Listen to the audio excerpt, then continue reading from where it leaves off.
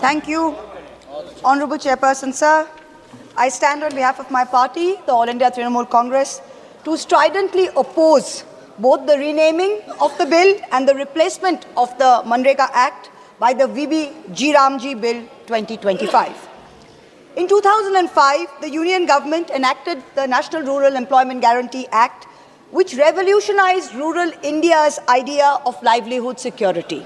This very house, there was a historic consensus among all parties when they passed the bill, and everyone shouted, Rozgar Guarantee Zindabad. This was the history of the original bill. For the first time, the central government aimed to provide in law 100 days of assured employment to one single member of every rural household as long as there was an adult member willing to sign up for unskilled manual work. As long as you wanted it, it was available, it was demand driven. What else? Women were guaranteed at least one half of the jobs made available. The NREGA scheme was aimed at creating durable infrastructure, so wells, ponds, roads, etc. Employment to be provided within 5 kilometers of an applicant's residence. So this was to prevent large-scale rural to urban migration. Minimum wage was to apply. Every state was notified with a minimum wage. On October 2nd, 2009, Gandhi Jayanti, in keeping with the vision of the father of the nation's vision for rural self-reliance in India, the name was changed to the Mahatma Gandhi Rural Employment Guarantee Act. That is the history of this.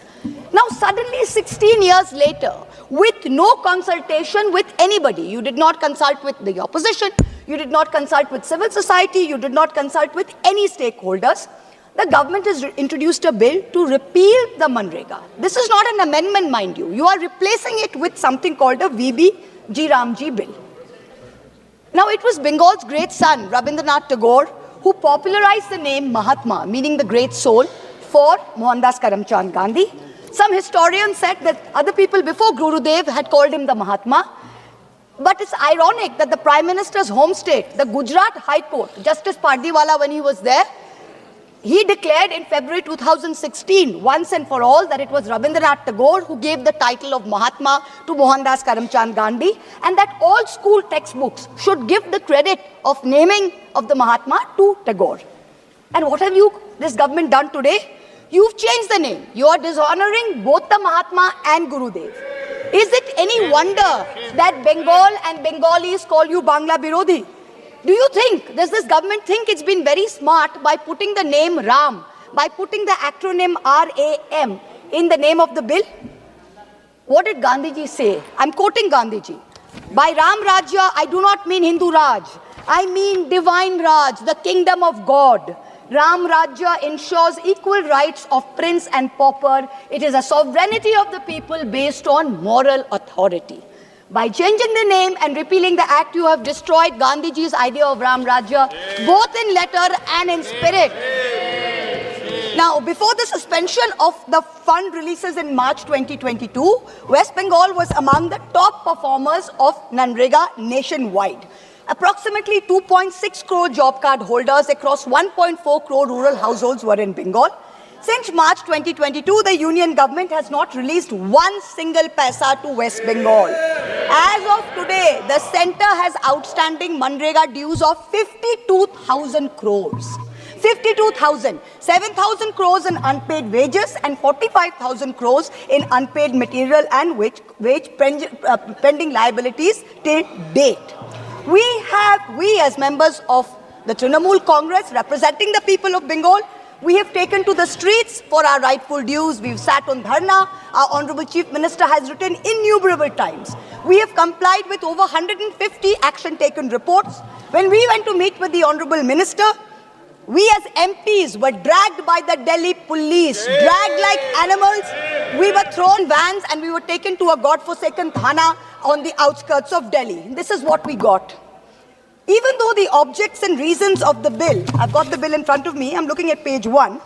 Now, if you look at the objects and reasons of the bill, it says to provide an enhanced statutory wage employment guarantee of 125 days in every financial year to every rural household. But actually, there is no one single element, not one, of the legal right to work retained in the bill, which was there in the original bill. That was a legal right. Nothing. Now, Manrega, the original Manrega provided some fundamental guarantees. The first, it was central government funded. The wage bill was met 100% by the central government. The second, it was a demand-driven employment program, as my honorable colleague Naresh Ji from the SAPA said. He said when people wanted to work, it was demand-driven. It was bottom-up. And the third guarantee was that 100 days of work across rural India, no matter where you were. There was no notified area, no this, no that. You wanted to work, you lived in rural area, you filled up a form, you were entitled to it. That was the right. Now this government, I'm looking at the bill, they've used the word guarantee 92 times. 92 times in this bill. But I'm going to go through just 4 provisions of the bill which demonstrates that the new Ramji bill provides no guarantees at all. Forget about 92, it provides not even one guarantee. So let me look at the first. First, if I'm looking at page 4, chapter 2, section 4, subsection 5 of the proposed bill. What does it say? The central government shall determine the state-wise normative allocation for each financial year based on objective parameters as may be prescribed by the central government.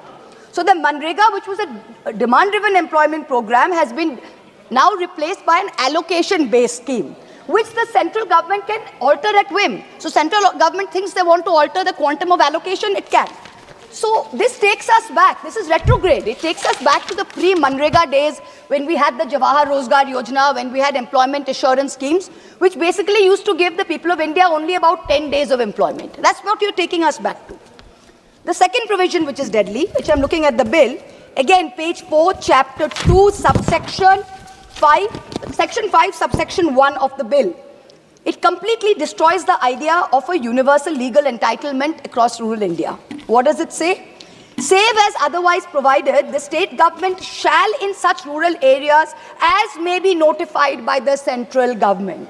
So the center is saying that the scheme will run only in those areas which has been notified by the central government. So the state government has to provide for the 125 days of work, but the center is going to prescribe the norms. Brilliant. Wow, this is great. Now this 125 days that they are saying, this is all eyewash. In the last 5 years, what has been the reality? Due to squeezed allocations, Manrega has not been able to meet demand for work. It has not been able to. Average in India has been between 50 and 55 days work on average. In Bengal in the last 5 years, no matter what the demand was, you could not give even 1 day of work because you stopped the program. The third provision, the same chapter, chapter 2, page 4, section 4, subsection 6. What does this state? Any expenditure incurred by a state in excess of its normative allocation shall be borne by the state government. So suppose any state government has more demand, its people want more work and it gives it more work, the state government is on the hook for the bill. The central government is not going to go beyond the allocation. Exactly what my colleague pointed out. The fourth, the most deadly, this is the death knell for the Manrega scheme. This is why Manrega is not going to go forward because of this provision. Let's look at page 11, chapter 5, section 22, subsection 2. For the purposes of this act, the fund sharing pattern between the central government and the state government shall be 60-40. In the northeastern states, states and union territories, 90-10. Now, under section 22 of the old Manrega, 100% of the wages was central government, and in terms of materials and admin, 75 was central government, 25 was state government. Now, let me give a very small example so you understand what this means. Let me illustrate the funding comparison. Now, let's just state for any state, the total Manrega expenditure per annum is 10,000 crores. Out of that, say wages is 7,000 crores and materials is 3,000 crores. State government in the old situation, central government is picking up 100% of the 7,000 crores, and of the materials 3,000 crores, central government is picking up 75%, that's 2,250 crores. State government is picking up 750 crores. So what is the situation? Central government's total bill is 9,250 crores. State government pays 750 crores. It's the old Manrega. The new V Ramji, what is it looking at? Same expenditure of 10,000 crores. Sir, I've got 12 minutes, sir. I'm the first speaker, 12 minutes. Please don't ring the bell, sir. Okay, now under the new situation, what is happening? It's same expenditure of 10,000 crores. In the same expenditure, It is 60-40 of the total. Center spending 6,000, state has to spend 4,000. Old situation, state for the same expenditure was only liable for 750 crores. Now the state is liable for 4,000 crores. So the state share has gone up by 3,250 crores, which is 430% more. Now for the same level, the state has to give additional 3,250 crores. Now, for the states, what does this mean? This is a loss of wage protection because you're on the hook for the wage bill. There's a budget cap risk where if there's expenditure beyond the allocation, the states have to borne it. But the unemployment allowance, that if you don't give work, the unemployment allowance in the old section was under the... Please let me finish, sir. Sir, please let me finish. Sir, I have the fourth speaker, 10 hours, sir. Sir, 10 hours, I have to finish. This is not fair, sir. 10 hours, there are 3 speakers, I've got 12 minutes, sir. Please don't do this. Please, sir, please let me finish, sir. I've got 2 minutes more, please let me finish. The unemployment allowance will continue.